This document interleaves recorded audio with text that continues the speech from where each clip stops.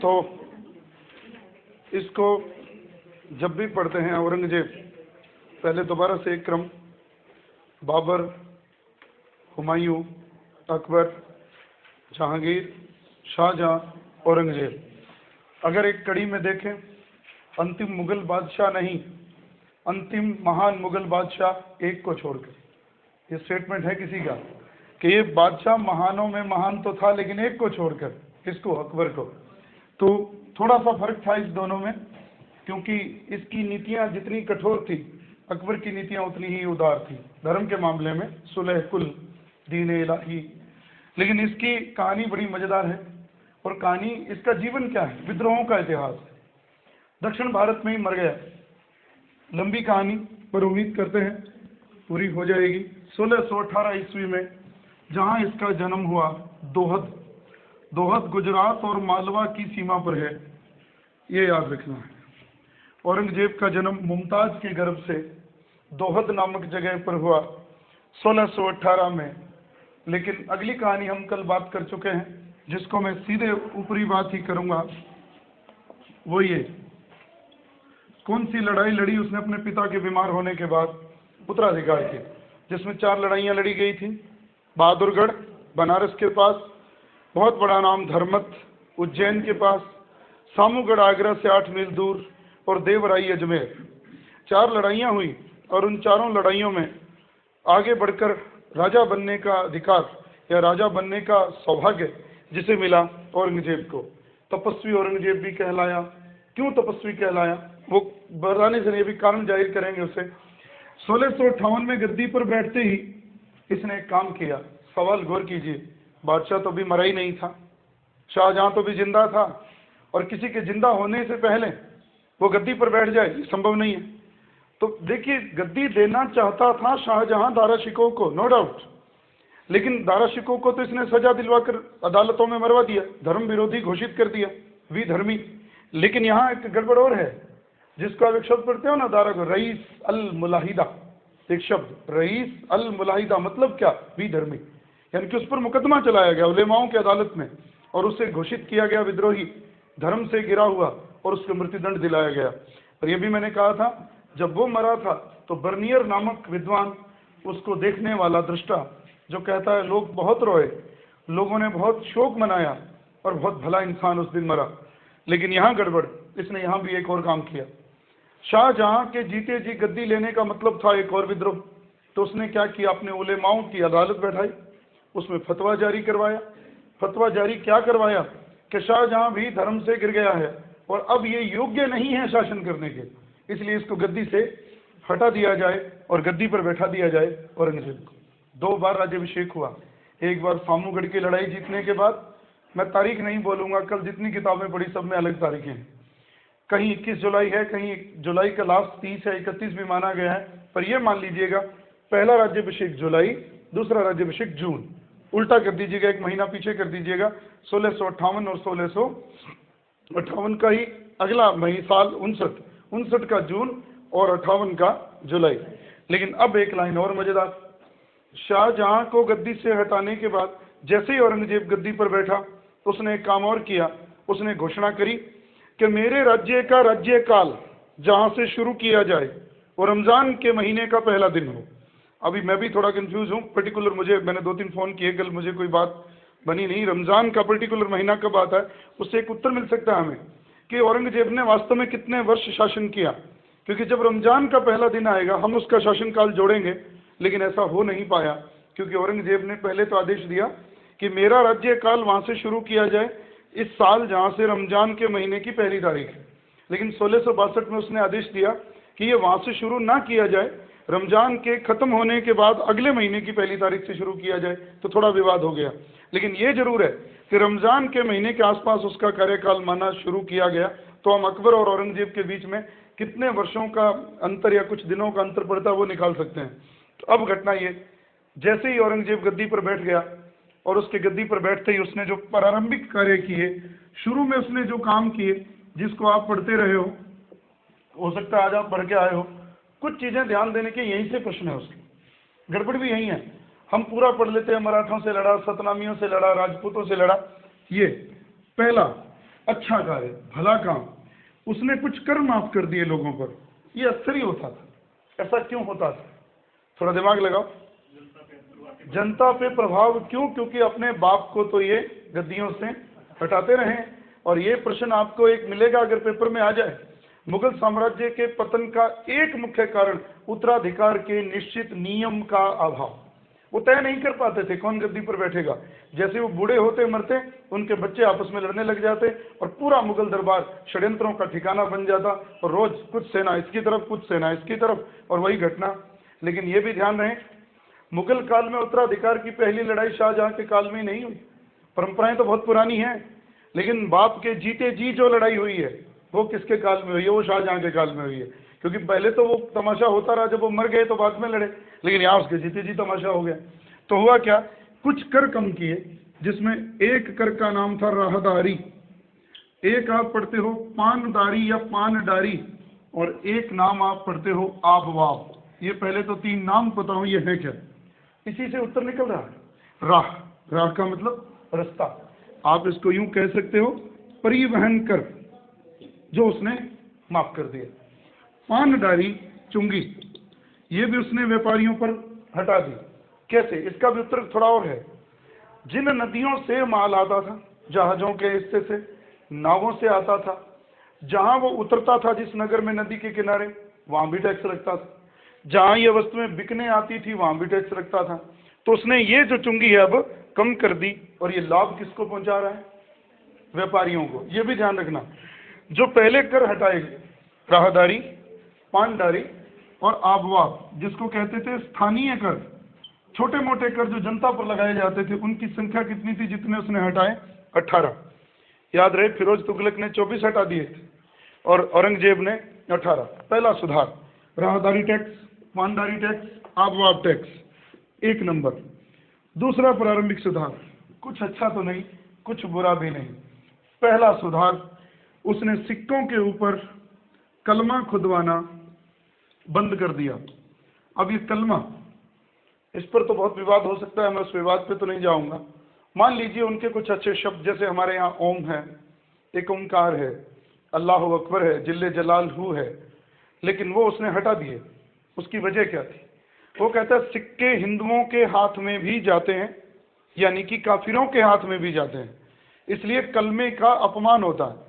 इसलिए उसने सिक्कों के ऊपर कलमा खुदवाना बंद कर दिया। एक दूसरा काम उसने किया, उसने इस त्योहार को मनाना भी बंद कर दिया। आपको भी याद होना चाहिए कहां से आया था ये? ईरान से। क्या त्योहार था ये? नव वर्ष का। आमतौर पर होता क्या था, बात जोड़ना पूरी, ईरान का त्योहार नौरोज, नव वर्ष का त्योहार, जिसमें राजा झरोखा दर्शन भी देता था। शाहजहां तो रोज सुबह देता था, झरोखा दर्शन देता था। सिक्कों से तोलने की प्रथा भी होती थी राजा को, और वो सारी प्रथाएं औरंगजेब ने बंद कर दी। ये तो हटाया ही हटाया, और उसने एक और काम किया, ये बहुत ही बड़ा प्रश्न, ये आपको याद रखना। महोत्सव, प्रश्न ऐसे नहीं आएगा औरंगजेब ने लागू किया, नहीं। व्हाट इज महोत्सव? महोत्सव का काम क्या था? प्रश्न ये पूछा जाता है बड़े बड़े कंपटीशन में। जनता के नैतिक आचरण का ध्यान रखना। नैतिक आचरण से मतलब क्या वो धर्म के अनुसार जीवन जी रहे हैं, कुरान के नियमों के अनुसार शासन कर जी रहे हैं कि नहीं जी रहे। उनके नैतिक आचरण आप अपने हिसाब से आसान कर सकते हो। पुलिस का अधिकारी थोड़ा सा आसान कर सकते हो, क्योंकि हमारे यहाँ भी पुलिस का काम क्या है, हम लोग ठीक ढंग से जी रहे हैं कि नहीं जी रहे। थोड़ा सा हम व्यवस्था को छेड़ते हैं तो हम उनके हाथ चढ़ जाते हैं। तो इसलिए औरंगजेब ने जिन अधिकारियों की नियुक्ति की वो मुहत्सिब कहलाए। ये याद रखना, यही से प्रश्न है सारे, बाकी तो मोटी मोटी घटनाएं हैं। गद्दी पर बैठा, दोहद में पैदा हुआ, दिलरास मानो से इसका विवाह हुआ, जिसको आप रबिया बीबी कहते हैं, मुमताज के गर्भ से पैदा हुआ। फतवा जारी किया, शाहजहां को हटाया, और अब उसने जो प्रारंभिक कार्य किए, राहदारी, पानडारी, आबवाब, परिवहन कर, चुंगी कर, कलमा बंद कर दिया, नौरोज बंद कर दिया, मुहत्सिब नियुक्त कर दिए। अब देखिए घटना 1669, एक अधिकारी लगाया गया, दरोगा। दरोगा अधिकारी, मैंने उल्टा लिखा, पहले उत्तर नहीं लिखा, पहले मैंने प्रश्न बनाया। आपसे यही प्रश्न किया जाए। औरंगजेब का अधिकारी दरोगा क्या काम करता था? मंदिरों को गिराना, मस्जिदों को बनवाना। अलग से अधिकारी बनाया। हिंदू मंदिरों को तोड़ने का आदेश निकला था इसी साल 1669 में, और उसके लिए एक अधिकारी नियुक्त कर दिया था, दरोगा।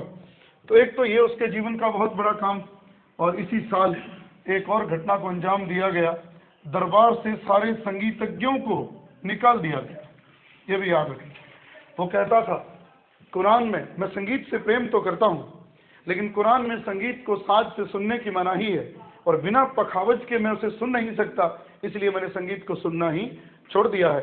और औरंगजेब के काल में लोगों ने संगीत का जनाजा भी निकाला था, और लोगों ने कहा, और औरंगजेब ने कहा इसे इतना गहरा दफना दो कि जमीन से बाहर इसकी आवाज ना आने पाए।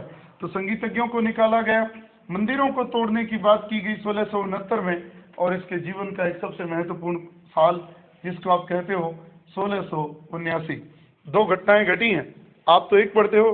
2 अप्रैल 1679 को औरंगजेब ने जजिया कर लगा दिया, लेकिन इसके साथ एक चीज और भी याद रखना, इसने एक परंपरा और भी बंद करी उस साल।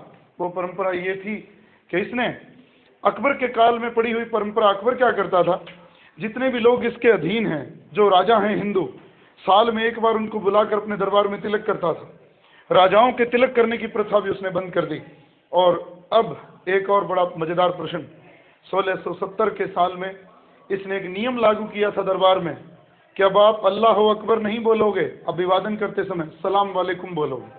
उसको शुरू करने वाला भी कौन? औरंगजेब, 1670। तो ये उसके दरबार की कुछ घटनाएं जो उसके गद्दी पर बैठते ही शुरू में घटी, और अब मैं दोबारा इनमें कुछ और चीजें और जोड़ दूं उसकी धार्मिक नीति में। ये सीधे प्रश्न है जिन पर अभी हमने बात की है, और अब जो बात हम करने जा रहे हैं, चाहूँ तो मैं इसी में भी आगे बढ़ा सकता हूँ बात, लेकिन थोड़ी बात और आ सकती है, उसको आप यूं भी कह सकते हो, थोड़ा आपके लिए आसान हो जाएगा। धार्मिक नीति, आधी बातें तो हो चुकी हैं। पहला शब्द धार्मिक नीति का ये जिहाद। 2 प्रश्न दे रहा हूं यहाँ, सीधे बड़े प्रश्न। औरंगजेब का उद्देश्य अपने देश में, अपने राज्य को क्या बनाना था? ये पढ़ते हो आप घर में, दारुल हर्ब से दारुल इस्लाम, ये शब्द याद रखना। ये क्या होता है? दारुल हर्ब, जिसको आप कहते हो काफिरों का देश। काफिर कौन? जिसको आप अपनी भाषा में हिंदुस्तान में क्या कहते हो? नास्तिक, या जो उनके धर्म के अनुसार ठीक नहीं बैठते। दारुल हर्ब है हिंदुस्तान। वो कहता था हिंदुस्तान दारुल हर्ब है, काफिरों का देश है, और मुझे उसको क्या बनाना है? दार उल इस्लाम, ये बनाना है। और इसको ऐसा बनाने के लिए उसे करना क्या होगा? क्या घोषित करना होगा? जिहाद। जिहाद घोषित कर दिया। उसने अपने राज्य को कट्टर सुन्नी मुसलमान की तरह आचरण करना शुरू कर दिया, कुरान के नियमों से हटता नहीं था, और अपने बच्चों की बात भी नहीं मानता। लेकिन एक बात और याद रहे, ये जब इसने घोषित कर दिया तो कार्रवाई क्या करी, काम क्या किया? जिहाद। देखो जोड़ो, इसको दारुल इस्लाम बनाने के लिए घोषणा करी जिहाद, ये उसका राजतत्व सिद्धांत था। अब घोषणा करने से तो काम नहीं चलता, कुछ तो करेगा। करा क्या? 2-3 बातें तो हम कर चुके। और यहाँ एक बात और समझना, हम यहाँ हिस्ट्री को पक्षपात से नहीं पढ़ सकते। जैसा कि अक्सर लोग करते हैं कि औरंगजेब बहुत बुरा आदमी था, बहुत लोगों को तंग करता था। थोड़ा अपने आप को उस जगह रखिए, औरंगजेब की जगह। आप अगर शाहजहां को मानते हो कि शाहजहां बहुत अच्छा इंसान था, तो ये बात बिल्कुल ही गलत होगी। शाहजहां अच्छा इंसान नहीं था, धार्मिक मामलों में कट्टर था। जितना पैसा उसने बेवजह स्थापत्य कला पर उड़ा दिया, लोगों के यहाँ भूख मरने की नौबत थी, अकाल पड़ते रहते थे, और धीरे धीरे वहाँ विद्रोह होने की स्थिति आ गई थी। इसलिए औरंगजेब ने एक काम किया, अगर यहाँ टिकना है और अगर अपने साम्राज्य को मजबूत करना है तो क्या करना होगा? कठोर नीति अपनानी होगी। और कठोर नीति फिर किस पर अपनाई गई? हिंदुओं पर। ये भी याद रखें, मुहत्सिब लिखा था मैंने अभी, उसने बख्शा मुसलमानों को भी नहीं, कि जो व्यक्ति कुरान के नियम से नहीं चलता उसको पकड़कर जेल में डाल दो। तो उसने तो बख्शा किसी को भी नहीं। ये केवल एक पक्षीय बात हो जाएगी अगर मैं कह दूं कि उसने हिंदुओं के प्रति कठोर नीति अपनाई। वो समय की मांग थी। अगर वो हिंदुओं के प्रति कठोर नीति नहीं अपनाता तो वो उसको दबा के खा जाते।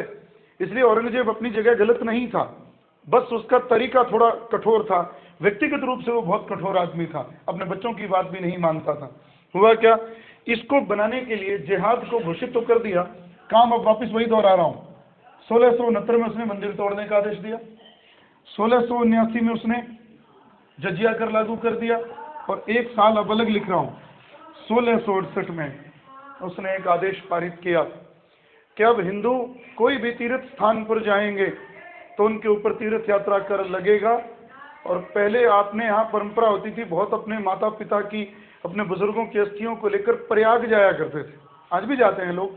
तो प्रयाग का एक वर्णन मुझे मिला, अगर कोई तीर्थ यात्रा करने प्रयाग जाएगा 6 रुपये 4 आने उसका टैक्स लगेगा। अब हिसाब लगा लीजिए, औरंगजेब के काल में 6 रुपये आपको तीर्थ यात्रा कर देना पड़े तो 6 रुपये उस काल में बहुत होते थे। रुपए का किलो तो 20 पैसे का किलो तो घी आ जाता था। हमारे यहाँ बुजुर्ग कहते हैं 1 रुपये का किलो, यहाँ से 40-50 साल पहले घी आ जाता था। तो 6 रुपये प्रयाग, 6 रुपये 4 आने, इसको आप कह क्या रहे हो, तीर्थ यात्रा कर। और इसी साल एक और आदेश निकला कि राजपूत को छोड़कर, राजा को छोड़कर आम आदमी पालकी में सवारी नहीं कर सकेगा। ये क्यों कर रहा है वो सब, क्या दिखा रहा है वो लोगों को, तुम सब नीचे हो, मैं सबसे ऊपर हूं। हिंदुओं को दबाने का काम कर दिया इसने। और एक बात, उसने एक आदेश पारित किया, सारे ही हिंदुओं को नौकरी से बाहर करो जो लगे हुए हैं पुराने। लेकिन ये मामला बिगड़ गया, इतने योग्य मुसलमान मिले ही नहीं जो हिंदुओं की तरह काम देखते। अब टोडरमल जैसे लोग हैं, और वो जो अकबर के काल में काम करते थे, टोडरमल के बेटे ने भी बाद में काम किया, विक्रमजीत ने। लेकिन बात ये, अब ऐसे लोगों को जब निकाल दिया गया तो औरंगजेब को भी समस्या आई। फिर उसने आदेश बदला कि कम से कम जहां योग्य व्यक्ति नहीं मिलते, आधे जितने उस ऑफिस में लोग होने चाहिए उसके आधे 50% हिंदू हो सकते हैं, कोई दिक्कत नहीं है। लेकिन अगर कोई हिंदू इस्लाम ग्रहण कर ले तो उसे नौकरी से ना निकाला जाए, ये भी ध्यान रखना। ये उसके जीवन के सारे घटनाएं, जिससे एक माहौल ही बन गया, गद्दी पर बैठते ही एक माहौल बन गया, किसके खिलाफ, औरंगजेब के खिलाफ। और उस माहौल के नतीजे वो उसका पूरा जीवन, क्या विद्रोह, तमाशे ही तमाशे। और एक लाइन में पहले कह दूं, जिस तरह नेपोलियन कहता था, स्पेन के नासूर ने मेरी कब्रिस्तान खोद दी, वहां स्पेन का नासूर मेरी मृत्यु का कारण बना, मेरे पतन का कारण बना, वहीं औरंगाबाद दक्षिण भारत औरंगजेब का कब्रिस्तान सिद्ध हुआ। दौलताबाद से 4 मील दूर मरा और एक सूफी की दरगाह में, उसकी मजार के पास, जैमुल हक की दरगाह के पास उसे दफना दिया गया। और एक बात भी याद रहे, मरने से पहले औरंगजेब ने स्वीकार कर लिया था कि मैं हार गया हूं, मैंने नहीं जीत पाया, मैं किन को, मराठों को, स्वीकार कर लिया था उसने। लेकिन अब बात ये कि औरंगजेब ने जो ये काम कर दिए, इन कामों का नतीजा क्या हुआ, उसी काम का नतीजा पढ़ते हैं, और नतीजा ही उसका जीवन है। औरंगजेब ने जो किया, सबसे पहला विद्रोह ये पढ़ा रहा हूं, बहुत ही प्रसिद्ध। यहां से एक प्रश्न आता है, प्रश्न पूरी कहानी जानने की जरूरत नहीं है प्रश्न के लिए, पर मैं आपको कहानी भी बता देता हूं। एक नाम तो ये याद रखना, ये प्रश्न सीधा, औरंगजेब के खिलाफ जाटों को विद्रोह को शुरू करने वाला गोकुल, जगह कौन सी, मथुरा। किसके खिलाफ लड़ाई हुई, अब्दुल नबी। ये 3 नाम लिख छोड़े हैं मैंने, 2 सन लिख रहा हूं, 1659 से 61 और 1669, 2 नाम लिख रहा हूं। बहुत ही प्रसिद्ध नाम, बहुत ही प्रसिद्ध टाइम। ये बात तो करूं तो जाटों की बात पूरी हो जाएगी, यहाँ से थोड़े 2 नाम और हैं वो मैं दोहराऊंगा।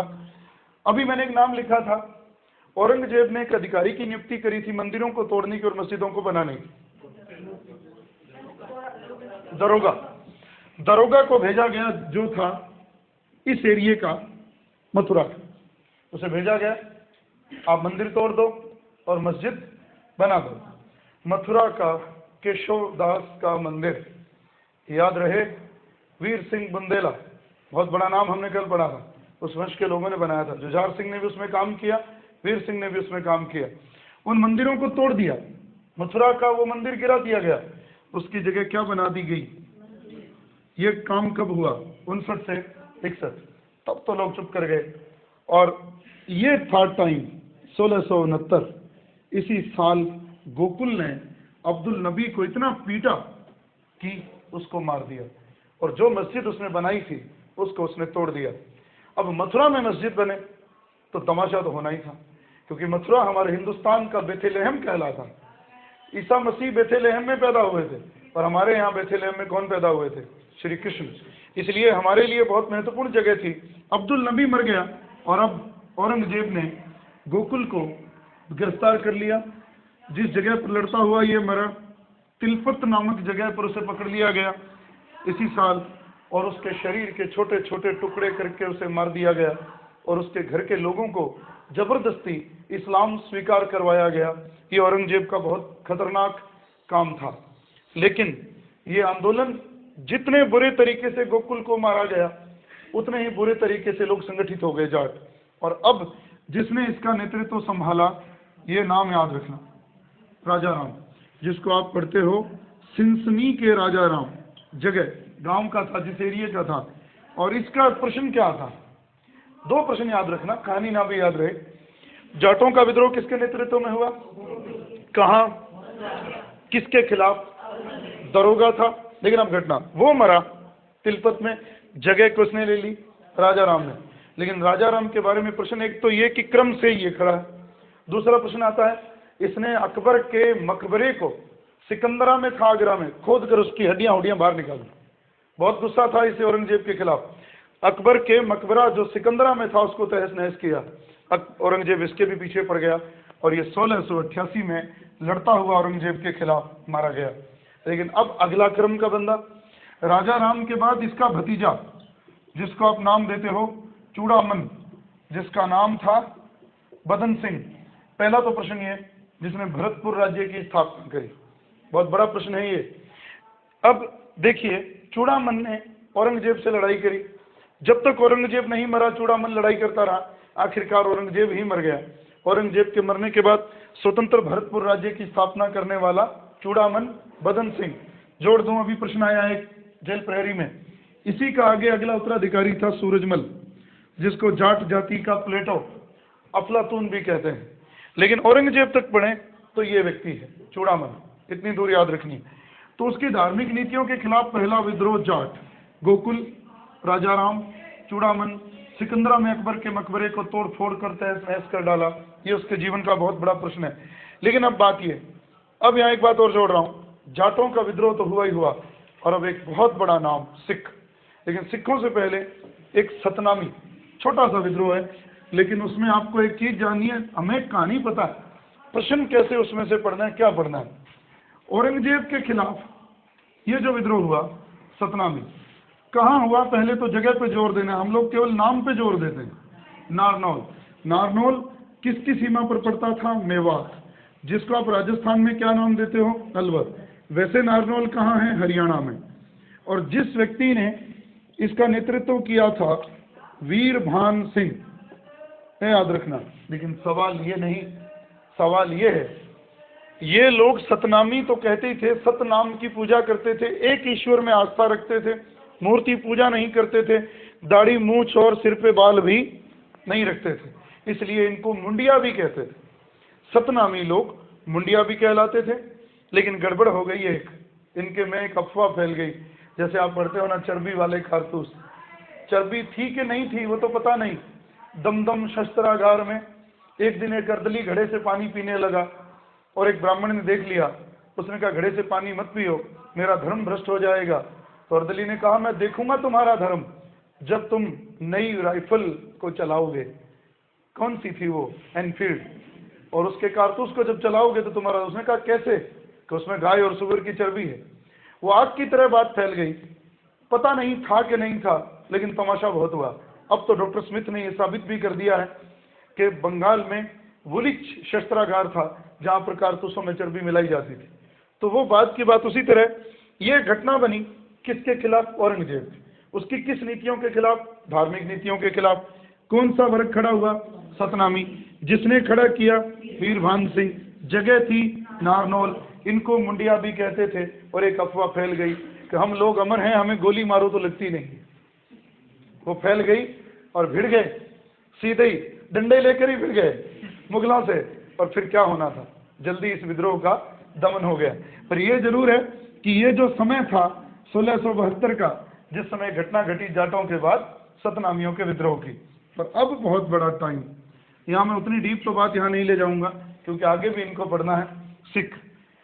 पहला प्रश्न, औरंगजेब का समकालीन सिख गुरु वो ये था, हर राय। हर राय के बाद जो व्यक्ति गद्दी पर बैठा, हरकिशन। हर राय से पहले कौन था? हरगोविंद। इसके बाद गद्दी पर बैठे तेग बहादुर, और फिर गद्दी पर बैठे गुरु गोविंद सिंह।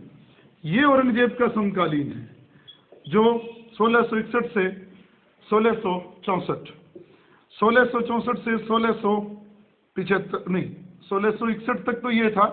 61 से 64 ये रहा, और 64 से 75 तक रहा तेग बहादुर, और 1675 से 1708 तक रहे गुरु गोविंद सिंह। लेकिन अब बात ये, थोड़ी सी घटना बड़ी मजेदार है यहाँ, बाकी तो सीधी सी है। खालसा हम पढ़ते हैं चांदनी चौक में गुरु तेग बहादुर को मार दिया, लेकिन थोड़ा ध्यान रखें, गुरु अर्जुन देव जी को किसने मारा? जहांगीर। 2 लाख रुपए का जुर्माना लगा था। 5वें गुरु थे, चौथे रामदास थे, तीसरे अमरदास थे, दूसरे अंगद देव थे, और पहले गुरु नानक थे।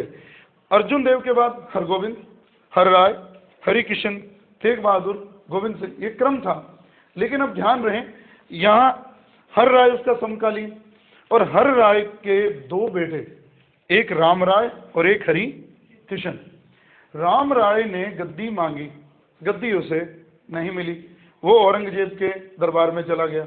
औरंगजेब ने उसे बहला फुसला कर अपनी ओर मिला लिया और अपने बाप के खिलाफ खड़ा कर दिया। और अब औरंगजेब ने तलब किया किसको अपने दरबार में? हरिकिशन जी को। टाइम देखिए कितने साल, 3 ही साल है इसकी गद्दी। कहते हैं जब ये आगरा पहुंचा, चेचक की बीमारी हो गई, राजा से मिलने से पहले ही इनकी मौत हो गई। लेकिन औरंगजेब इनसे बड़ा प्रभावित हुआ, इनके लोगों का जो एक हुजूम था, इनको गुरु मानते थे लोग, बहुत प्रेम करते थे। तो औरंगजेब ने आखिरकार सिखों का गुरु मान किसे लिया? इसी को। और राम राय हो गया नाराज, देहरादून चला गया, वहां जाकर उसने राम राय पंथ अलग चला लिया। लेकिन हरिकिशन तो मर गया। अब ध्यान रहे, तेग बहादुर हरिकिशन जी के बेटे नहीं है, बेटे ये इनके हरगोविंद सिंह जी के बेटे हैं। छोटी सी उम्र, 19 साल की उम्र में इनको गद्दी पर, बाद में तो बहुत लंबा समय इनका हुआ, 19 साल में तो गुरु गोविंद सिंह जी बैठे, तब तक इनकी उम्र 43 साल थी। गुरु तेग बहादुर को गद्दी पर बैठने के लिए बहुत समस्याएं देखनी पड़ी। अब याद रहे, 23 लोग उठ खड़े हुए थे कि हम भी गुरु की गद्दी पर बैठे, हमें गुरु गद्दी देकर गया। कौन देकर गया? हरिकिशन। अब इन्होंने अपनी पुरानी जगह छोड़ी, मखोवल, एक नाम याद रखना, मखोवल नाम की जगह पर इन्होंने अपना आश्रम बनाया, वहीं रहे, और वहां रहकर इन्होंने एक काम शुरू कर दिया, औरंगजेब की धार्मिक नीतियों का विरोध करना शुरू कर दिया। और अब जब विरोध करना शुरू कर दिया तो औरंगजेब ने 5 दिन तक लगातार इनको यातनाएं दी। यातनाएं सब पढ़ चुके हो। गर्म तवों पर बिठाया गया, गर्म रेत सर में डाली गई। और एक बात और, कहते हैं गुरु तेग बहादुर को, अब मुझे थोड़ा नाम याद नहीं, पता मोतीदास था या कोई बंदा बहादुर था, थोड़ा मैं नाम याद नहीं मुझे, वो मैंने कहीं अध्यात्म में सुना था। वो कहता था कि गुरु अगर आप आदेश दें तो मैं लाहौर की ईंट से ईंट बजा सकता हूँ। कहते थे नहीं, वो काम तो मैं भी कर सकता हूँ, पर ये मुझे आदेश नहीं है। इसलिए यहाँ तक जो लोग हुए, इन्होंने मुगलों के अत्याचारों को थोड़े बहुत विरोध को लेकर सहा, थोड़ी सी तलवार उठाने का काम किया था हरगोविंद ने। याद होगा, गोविंदपुर बसाया था व्यास नदी के तट पर, एक बाज उड़ता हुआ आ गया था, शाहजहां से लड़े थे। लेकिन यहाँ थोड़ा विरोध तो किया, लेकिन अभी सिपाही नहीं बना पाए। और सिपाही बनाने का काम किसने किया? जब चांदनी चौक में, चांदनी चौक का जो आज जगह है उसका नक्शा बनाने वाली जहां आरा थी, ये भी याद रखना, और वहां इनको मारा गया 1675 में यातनाएं देकर। और जब ये मर गए तो 19 साल का लड़का गोविंद सिंह, एकमात्र बेटा था तेग बहादुर के, जिसको लोगों ने गुरु स्वीकार किया। और इनसे लफड़ा क्या हो गया? इनसे लफड़ा यही हो गया कि ये राजाओं की तरह गद्दी पर बैठते, शासन करते, और अपने आप को सच्चा पातशाह कहते थे लोग, इनके शिष्य इनको। तो पातशाह तो एक ही हो सकता है पूरे साम्राज्य में, वो कौन था? औरंगजेब। उसको ये बात बुरी लगी तो उसने इनके ऊपर आक्रमण किया। लेकिन गुरु गोविंद सिंह जी कहते थे, मैं हर हिंदू को शेर बना दूंगा, मैं हर मेरे साथ जुड़े हुए व्यक्ति को सिंह बना दूंगा। और इसी के काल में इनके नाम के पीछे लगना शुरू हुआ, सिंह। और याद रहे, इसने इसके बाद गुरु की प्रथा को बंद कर दिया। 2 बेटे लड़ते हुए मारे गए, 2 को दीवारों में चिनवा दिया गया। वो कहानी तो बहुत लंबी है। गुरु गोविंद सिंह पूरा जीवन संघर्ष करते रहे। आखिरकार जब वो मर गया, औरंगजेब मर गया, तो बहादुर शाह को अपने भाई के खिलाफ इसकी मदद की जरूरत पड़ी। लड़ाई हुई थी ना, आजम और मुअज्जम, हम राजस्थान में भी पढ़ते हैं, जिसमें राजस्थान के लोगों ने भी हिस्सा लिया। आजम और मुअज्जम दोनों लड़ रहे थे, तो उसमें इसकी मदद की जरूरत पड़ी बहादुर शाह को। ये मदद करने के लिए बातचीत चल रही थी। जफरनामा भी लिखा था इन्होंने बहादुर शाह को कि उससे पहले नादिर नामक जगह पर एक पठान ने इनके छुरा घोंप दिया पीठ में। थोड़े दिन बीमार रहे, फिर इनकी मृत्यु हुई 1708 में। बहादुर शाह, हमारा इतिहास तो ये कहता है 1707 में औरंगजेब तो मर गया, 1708 में बहादुर शाह को इन्होंने लिखा था, लेकिन वो जफरनामा पूरा नहीं हो पाया, उससे पहले इनकी मौत हो गई। और देख लूंगा मैं, अध्यात्म में कुछ और मिलता है, इतिहास में अगर कुछ और है और देख लो। तो इस तरह ये एक क्रम पूरा हुआ। औरंगजेब इनसे उलझता ही मर गया। लेकिन ये एक क्रम था, हरगोविंद, हरराय, हरिकिशन, तेग बहादुर और गोविंद सिंह। लेकिन यहाँ एक बात और, बाद में गुरु गद्दी समाप्त कर दी गई और गुरु जिसे बना दिया गया, जिससे पहले तो था आदि ग्रंथ और अब वो बन गया गुरु ग्रंथ, क्योंकि गुरु उसको क्या मान लिया गया, ग्रंथ को मान लिया गया। और दशम पातशाह का ग्रंथ जो बहुत प्रसिद्ध हुआ। लेकिन लड़ाई इसके बाद किसने जारी रखी? बंदा बहादुर ने। वो बाद में लड़ता हुआ बहादुर शाह ने उसे लड़ाकर 1716 के करीब उसे मार दिया था। वो आगे पढ़ेंगे। लेकिन अब दो पढ़े हमने, जाट बहुत बड़ा नाम, सतनामी दूसरा बड़ा नाम, और तीसरा सिख। और अब बचते हैं दो बड़े, मराठा और राजपूत, और एक बीजापुर और गोलकुंडा। यहीं से बात पूरी हो जाती है। लेकिन मैं इससे पहले कि आपको मराठे पढ़ाऊं, उससे पहले हम राजपूत पढ़ेंगे, वो जरूरी है। राजस्थान में पेपर दे रहे हैं, हमारी किताबों में बहुत थोड़ा लिखा हुआ है, लेकिन राजस्थान की किताबों में बहुत कुछ लिखा मिलता है। मैं वो भी आपके सामने रख दूं। हम जिसको पढ़ रहे हैं वो रियासत कौन सी? मारवाड़। मारवाड़ से मेरा मतलब है जोधपुर, नागौर, पाली, बाड़मेर, जालौर, बीकानेर, ये सारा प्रदेश किसी जमाने में मरु प्रदेश या मारवाड़, मरुत्थान, मृत्यु का प्रदेश कहलाता था। रामायण में भी इसका जिक्र है। लेकिन मैं सीधी बात करूंगा, 1638 में गज सिंह का बेटा, जिसका नाम था जसवंत सिंह, 12 साल की उम्र में गद्दी पर बैठा। लेकिन यहाँ थोड़ा गौर करना, देखिए जसवंत सिंह कौन है। एक नाम लिख रहा हूं, जोधाबाई। जोधाबाई मोटा राजा उदय सिंह की पुत्री, और उदय सिंह का ये एक बेटा सूर सिंह। तो जोधाबाई और सूर सिंह कौन? बहन भाई। और इसका बेटा कौन था? खुर्रम। शाहजहां जिसे हमने पढ़ा, तो इसका मतलब सूर सिंह का बेटा कौन? गज सिंह। इधर ये भाई बहन हो गए, इधर ये भी भाई भाई हो गए, खुर्रम और गज सिंह। और इसी गज सिंह की संतान कौन था? जसवंत सिंह। तो शाहजहां की जसवंत सिंह पर विशेष कृपा रही पूरा जीवन। भले ही जसवंत सिंह की उपलब्धियां बहुत थोड़ी थी, कुछ ज्यादा जीत उसने हासिल नहीं की, जहां गया एक दो अभियानों को छोड़कर असफल लौटा। पर इतनी जल्दी इतनी तरक्की हुई इसकी, और मैं बता चुका हूं तरक्की क्यों हुई, कि वो इसका करीबी रिश्तेदार था, एक कारण। दूसरा कारण, औरंगजेब और शाहजहां क्या करना चाहता था? आमेर के कछवाहों का प्रभाव दरबार में कम करना चाहता था। इसलिए इसको नाजायज ही इसको मनसब मिलते गए, 7000 तक ये भी पहुंच गया था। लेकिन याद रहे, अब घटना में सीधी मौके पे लाता हूं।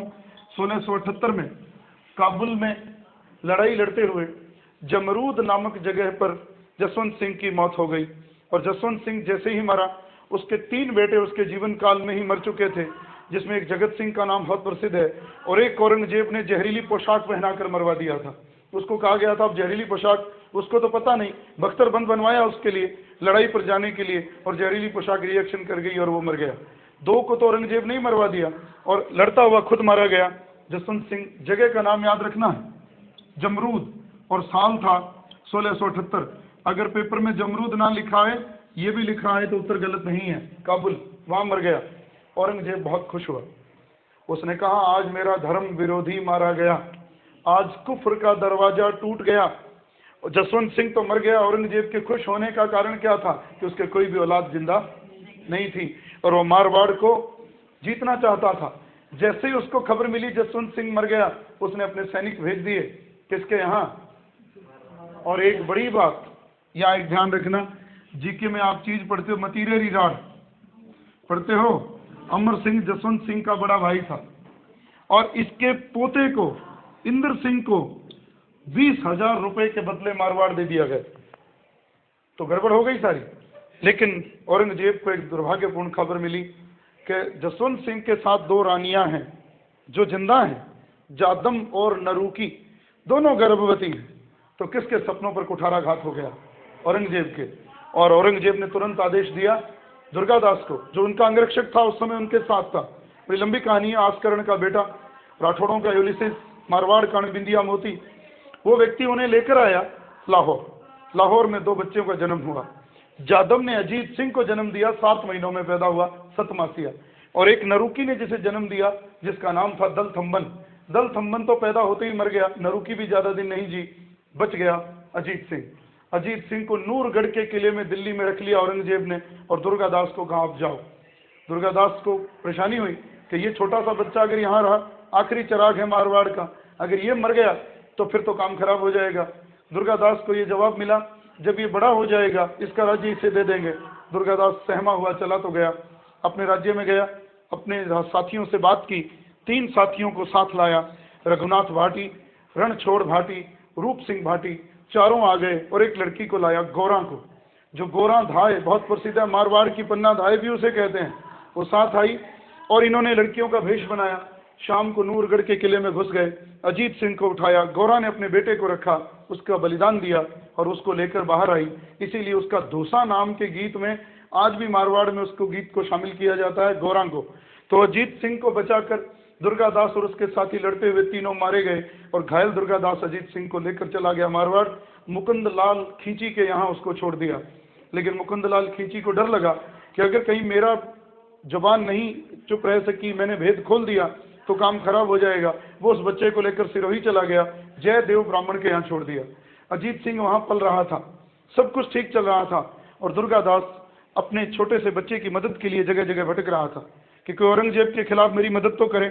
मदद करने के लिए वो गया दक्षिण भारत, शंभाजी के पास, शिवाजी के बेटे शंभाजी के पास, लेकिन वहाँ मदद नहीं मिली। लेकिन इस बीच एक और दुर्भाग्यपूर्ण घटना घटी, खुसर फुसर होने लगी मारवाड़ में कि लड़का अभी जिंदा है और लोगों ने उसको ढूंढा और उसे ले जाकर गद्दी पर बैठा दिया। जब उसे गद्दी पर बैठा दिया छोटे से अजीत सिंह को, ये समस्या हो गई। किसके लिए? मारवाड़ के लिए, क्योंकि अब मारवाड़ पर किसका हमला हो सकता था? औरंगजेब का। दुर्गादास ने कुछ नहीं, उस बच्चे को लिया, मेवाड़ पहुंच गया। मेवाड़ में उस समय थे राणा राज सिंह। राज सिंह की भतीजी थी जादम, जो अजीत सिंह की माँ थी। मदद करी, 12 गांवों की जागीर उसको दी, केलवा का पट्टा दे दिया और एक नई कहानी जुड़ी कि औरंगजेब आशंकित हो गया कि संगठन बन गया। किसका? मारवाड़ और मेवाड़ का। औरंगजेब घबराया, उसने अपने बच्चे अकबर को भेजा कि जाओ उस संगठन को तोड़ कर आओ। अकबर के साथ क्या हुआ? पहली बार राजपूतों ने शायद कोई समझदारी का काम किया, अकबर को बादशाह बनाने का लालच दिया और अपनी ओर मिला दिया। इस तरह नाडोल कस्बे में अकबर ने, अब हमारी रेफरेंस बुक तो कहती है 18 जनवरी और गाइडें कहती है 1 जनवरी, उसने अपने आप को मुगल बादशाह घोषित कर दिया, अपने नाम का खुतबा भी पढ़वा दिया। और जब ये खबर औरंगजेब को मिली, वो अजमेर तक पहुंचा, अजमेर से लड़ाई करने के लिए मेवाड़ गया। और मेवाड़ जब गया, लेकिन इससे पहले कि राज सिंह लड़ाई लड़ता, राज सिंह की 1680 में मृत्यु हो गई। अब फिर गड़बड़ हो गई, बचे 2, अकबर और दुर्गादास। तो अब औरंगजेब आ गया और उसने इस लड़ाई को भी कूटनीति से जीता। कैंप लगा लिया सामने आमने, रात को चिट्ठी लिखकर उसके कैंप के बाहर डलवा दी। किसके? दुर्गादास के। और उसमें क्या लिखा था? अकबर की ओर से। और औरंगजेब लिखता है कि बेटा हो तो तेरे जैसा, जो मेरे दुश्मनों को पकड़कर मेरे पास ले आया, और सुबह हम उसकी गिरफ्तार कर लेंगे दुर्गादास को। दुर्गादास ने वो चिट्ठी पढ़ी और रात को ही मैदान छोड़कर चला गया।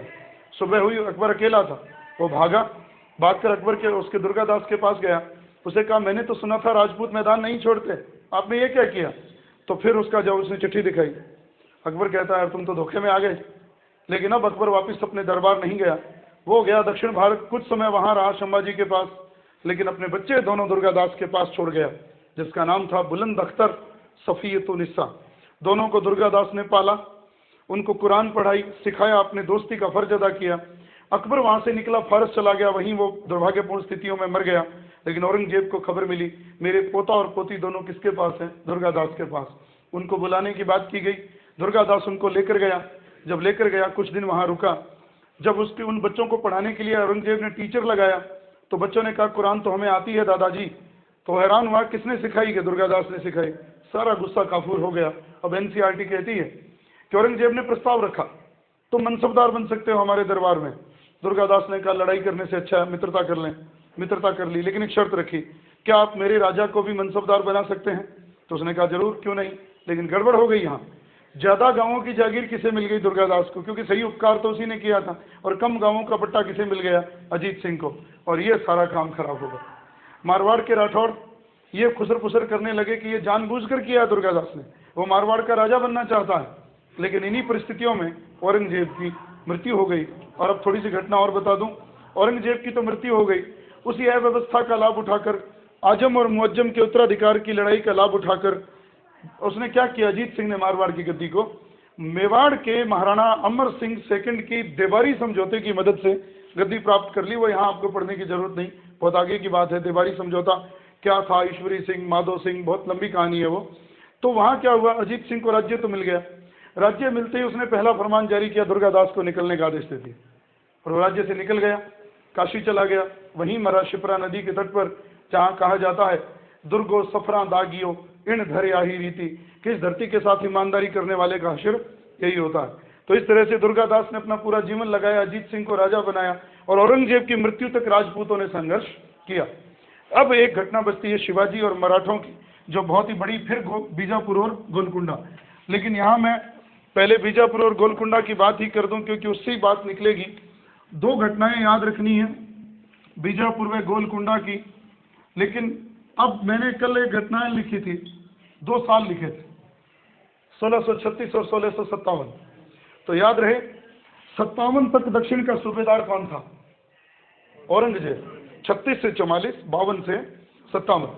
उस दौरान जब तक वो सूबेदार रहा, उसने बीजापुर और गोलकुंडा का गला दबा के रखा और वो लगातार वहां से टैक्स वसूली करता रहा। लेकिन जिन दिनों में उत्तराधिकार की लड़ाई हुई, औरंगजेब गद्दी पर बैठा, अव्यवस्था फैली, उत्तराधिकार की लड़ाई में कुछ गड़बड़ हुई और इसने टैक्स देना बंद कर दी। इसके ऊपर 1 करोड़ रुपया राशि बाकी थी और यह भी गलती माफ की जा सकती थी। एक गलती और कर रहा था, ये मदद किसको कर रहे थे? ये गड़बड़ थी। ये किस वर्ग से था? शिया। माफ किया जा सकता था। मदद किसकी हो रही थी? शिवाजी। गड़बड़ी ये थी। और एक बात और, गोलकुंडा का राजा जो था कुतुब शाह, ये व्यक्ति खुद तो शासन करता नहीं था, विलासी था। ये प्रश्न बहुत बड़ा है पेपर के लिए। गोलकुंडा जब औरंगजेब का समकालीन था, तो गोलकुंडा की शासन व्यवस्था शासक के हाथ में ना होकर 2 हिंदू मंत्रियों के हाथ में थी, 2 भाइयों के हाथ में थी। ये नाम याद रखना पेपर के लिए, मदन्ना व अखन्ना। बहुत ही बड़ा प्रश्न है ये। तो असली शासन कौन कर रहे थे? ये। और यहाँ गड़बड़ देखिए क्या हुई, इससे औरंगजेब को क्या प्रॉब्लम हुई? ये जो भी काम करते तो किसकी फेवर में होता? हिंदुओं की। और हिंदुओं को नीचा दिखाने की नीति पे कौन चल रहा था? औरंगजेब। तो एक तो शिया धर्म, दूसरा इसके काल में इनका वर्चस्व, और इस वर्चस्व को सहन कौन नहीं कर पाया? औरंगजेब। और अब देखिए 1681 तक औरंगजेब खुद आया। 1681 में दक्षिण आया और फिर 26 साल उसके कहाँ बीत गए? दक्षिण में। और लौट कर अपनी राजधानी का मुंह देखना भी उसे नसीब नहीं हुआ। 1681 तक तो ये हालात बनते रहे। अब एक एक लाइन याद रखना। 1686 में जीता गया बीजापुर और 1687 में जीता गया गोलकुंडा। ये तो जीत लिए गए, लेकिन जो रह गया ये, अब इसकी कहानी शुरू कर रहा हूँ। ये तो सीधा प्रश्न है। 1686 में बीजापुर, 1687 में गोलकुंडा। इसकी ज्यादा कहानी पढ़ोगे उतना ही उलझोगे। यहाँ शिवाजी के साथ क्या घटना घटती है? अभी शिवाजी पूरा तो नहीं, वो आगे फिर चैप्टर है हमारे। 1627 में पैदा हुए शिवनेर के दुर्ग में। शिवनेरी माता के नाम पर इनका नाम रखा गया शिवाजी। शाहजी भोसले का बेटा। और एक बात और बड़ी मजेदार, मेवाड़ के सिसोदियों के वंशज थे ये। बहुत पीछे गई घटना, जब रावल रतन सिंह रानी पद्मिनी को लेकर अलाउद्दीन खिलजी से लड़कर मरा था, सज्जन सिंह नाम का एक व्यक्ति भी इस युद्ध में लड़ा था, जो बाद में इस एरिया को छोड़कर भाग गया था। उसकी तीसरी पीढ़ी का व्यक्ति था जो भोसले कहलाए। एक विवाद का मुद्दा, लेकिन माना जाता है कि सिसोदियों के वंशज थे शिवाजी 1627 में पैदा हुए। मावल, जिस एरिया में रहते थे वो मावल कहलाता था। मावली लड़कों को इकट्ठा कर लिया और 1642 के करीब इन्होंने वहाँ छुटमुट डाके मारने शुरू कर दिए। बाकी बातें तो मैं आगे बताऊंगा। समर्थ गुरु रामदास, दादा कौंडदेव, वो यहाँ नहीं। शिवाजी का पहला झगड़ा मुगलों से 1657 में हुआ। ये प्रश्न है आपके लिए। शिवाजी का पहला झगड़ा 1657 में, जब शिवाजी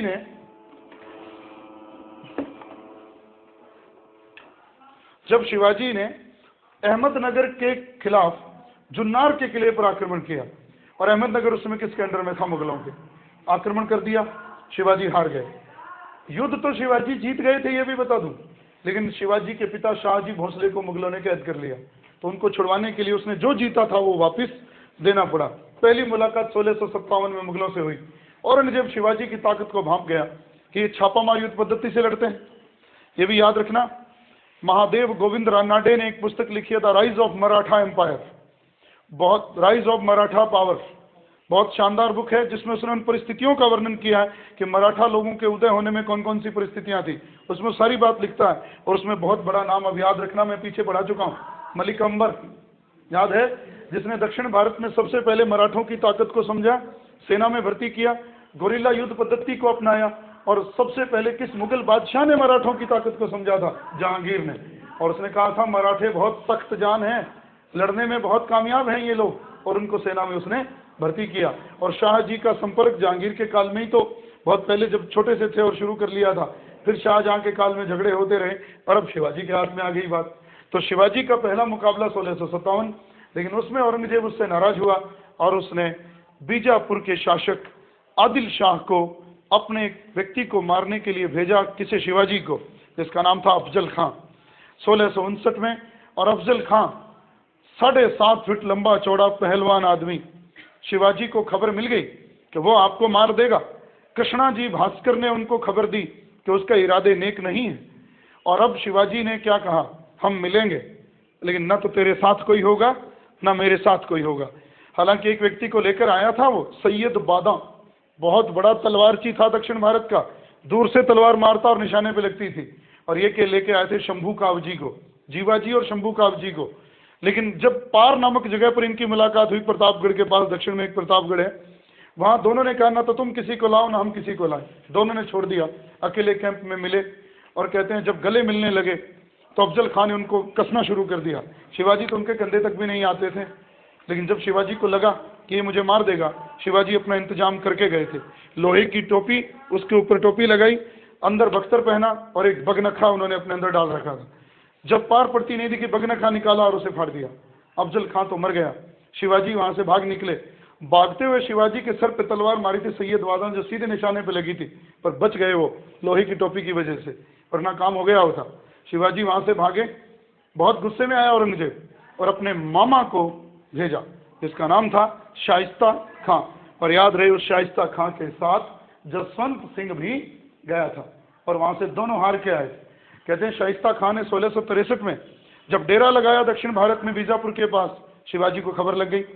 शिवाजी ने क्या किया, शाम को दूल्हे का वेश बनाया, अपने साथियों को बाराती बनाया और उसके ठिकाने पे पहुंच गया और उसको कहा कि यहाँ शिवाजी नाम का व्यक्ति रहता है जो बहुत खूंखार है, हमें डर लगता है, हम सुबह होते ही चले जाएंगे, आप हमें जगह दे दो। तो बस उसने जगह दे दी और रात को सोते हुए सैनिकों पर शिवाजी ने आक्रमण कर दिया।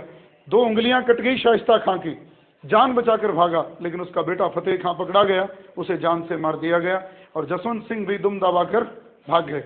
शिवाजी लड़ता रहा। अब एक घटना और जोड़ दूं, फिर शिवाजी को पकड़ने के लिए एक बहुत बड़ा व्यक्ति राजस्थान से भेजा गया, मिर्जा राजा जयसिंह। मिर्जा राजा जयसिंह के बारे में एक बात आती है, उसने पुरंदर की संधि के तहत शिवाजी को हराकर संधि करने के लिए मजबूर कर दिया। एक लाइन और बोल दूं, 35 किलो में से 23 किले शिवाजी ने, जिनकी आमदनी साल की 4 लाख हूण थी, किसको देने की बात कर दी? मुगलों को। और एक शर्त और रखी कि मैं मुगल दरबार में पेश हो जाऊंगा। सवाल ये विवाद का है कि क्या शिवाजी ने जानबूझकर अपने आप को गिरफ्तार करवाया या फिर वास्तव में मिर्जा राजा जयसिंह ताकतवर था और मैं दूसरे मत के साथ जाऊंगा, वो वास्तव में ताकतवर था। क्योंकि अगर शिवाजी मर्जी से आए होते तो 4 लाख खून के किले उनको देने की जरूरत नहीं पड़ती, इतना घाटा सहने की जरूरत उनको नहीं पड़ती। आगे 1666 में दरबार में जब दीवान खास में उनकी मुलाकात होती है औरंगजेब से, उनको 5000 के मनसबदारों की लाइन में औरंगजेब खड़ा कर देता है और ये अपमान समझते हैं कौन? अपना शिवाजी। शिवाजी ने विरोध किया, विरोध करते ही उनको पकड़ने का आदेश दे दिया गया। वो एक पिलर के पीछे छिप गए, आखिरकार पकड़े गए और उनको पकड़कर मिर्जा राजा जय सिंह के बेटे राम सिंह की हवेली में ही गिरफ्तार करके रखा गया। और एक दिन अपने ही हम शक्ल हीरोजी फरजंद को अपना कड़ा और कपड़ा पहनाकर एक दिन भाग गए। जब वो भाग गए, ये इल्जाम किस पर आया? मिर्जा राजा जय सिंह के बेटे पर। आखिरकार उन्हें दोबारा पकड़ने के लिए भेजा गया। पीछे से औरंगजेब ने जय सिंह को मरवा दिया और शिवाजी हाथ नहीं आए। और 1674 में रायगढ़ में पंडित विद्याधर भट्ट और 2 बार गोस्वामी तांत्रिक से उन्होंने 2 बार अपना राज्याभिषेक करवाया। और फिर इसी तरह झगड़ा करते हुए 1680 में दुनिया से चले गए। 1680 में शिवाजी तो मर गए, लड़ाई खत्म नहीं हुई। उनके मरने के बाद उनका बेटा संभाजी उठ खड़ा हुआ। 9 साल उसने लड़ाई करी। संभाजी को भी औरंगजेब ने बहुत भगाया। वीर बहुत था लेकिन विलासी था, उतनी योग्यता उसमें नहीं थी। अगर वो योग्य होता तो जब औरंगजेब बीजापुर और गोलकुंडा में व्यस्त था, फायदा उठाया जा सकता था, लेकिन फायदा नहीं उठाया गया। वो मारा गया, 9 साल बाद वो मरा। लेकिन अब घटना देखिए, आपने अगर जीके की क्लास लगाई है तो एक नाम मैंने लिया था, शिवाजी का एक बेटा और भी था, राजा राम। जो उसके मरते वक्त उसके पास था। पन्हाला के किले में तो कैद था, कौन? संभाजी, लेकिन वो था उसका संस्कार करने वाला बेटा राजा राम। अब राजा राम ने तलवार उठाई, 1699 तक वो लड़ा, 10 साल वो लड़ा, 1700 में भटकता हुआ वो मरा, और अब राजा राम की पत्नी ताराबाई। ये 4 नाम याद रखने हैं। लेकिन आखिरकार 1705 में औरंगजेब ने समझ लिया कि केवल शिवाजी को मार भर देने से मेरी लड़ाई खत्म नहीं हुई, मराठे अभी भी वैसे के वैसे ही जिंदा हैं। इसलिए 1707 की बजाय 1705 में औरंगजेब ने स्वीकार कर लिया, मैं मराठों को हराने में कामयाब नहीं रहा, बूढ़ा हो चला था। 88 साल उम्र हो गई थी औरंगजेब की इस समय। अब औरंगजेब ने इरादा कर लिया, मैं चलता हूं वापिस आगरा। लेकिन आगरा जाने का अवसर उसे किस्मत ने नहीं दिया। वहीं पर, मैं तारीख नहीं बताऊंगा, 10 तारीखें मिल गई मुझे उनकी मृत्यु की। 1707 फरवरी का महीना, जिसमें 1707 में 90 साल की उम्र में औरंगजेब वहीं दौलताबाद से 4 मील दूर उसे दफनाया गया, वहीं वो मर गया। और जैम उल हक एक सूफी संत थे, उन्हीं की मजार के पास उसे दफना दिया गया। इसी तरह औरंगजेब का दक्षिण भारत कब्रिस्तान सिद्ध हुआ। इस तरह से औरंगजेब का जीवन खत्म हुआ, और इस तरह से मुगल साम्राज्य भी एक बार हमारा पूरा हुआ। एक कैरेक्टर बच रहा है, शेर शाह सूरी, जिसको मैं कल पूरा करूंगा, क्योंकि उसको ज्यादा समय नहीं लगता। क्योंकि अगर आपने हुमायूं को पढ़ा है तो शेर शाह की लड़ाइयां तो ज्यादा पढ़ने की जरूरत नहीं। और ये आप सब समझदार हो, शेर शाह से अगर प्रश्न आता है तो शेर शाह के सुधारों से प्रश्न आता है। कृषि में सुधार, राजस्व व्यवस्था में सुधार, व्यापार में सुधार, और एक बड़ी बात, लोक कल्याणकारी कार्य। एक नाम याद रखना, उसने सराय बनवाई थी 1700, और उसके लिए एक अधिकारी लगाया था शिकदा, जो बहुत बड़ा प्रश्न है। और डॉक्टर कानूनगो ने शेर शाह के द्वारा बनाई गई सरायों को अफगान साम्राज्य की धमनियां कहा, खून पहुंचाने वाली धमनियां, जो बहुत ही बड़ा नाम था उसका।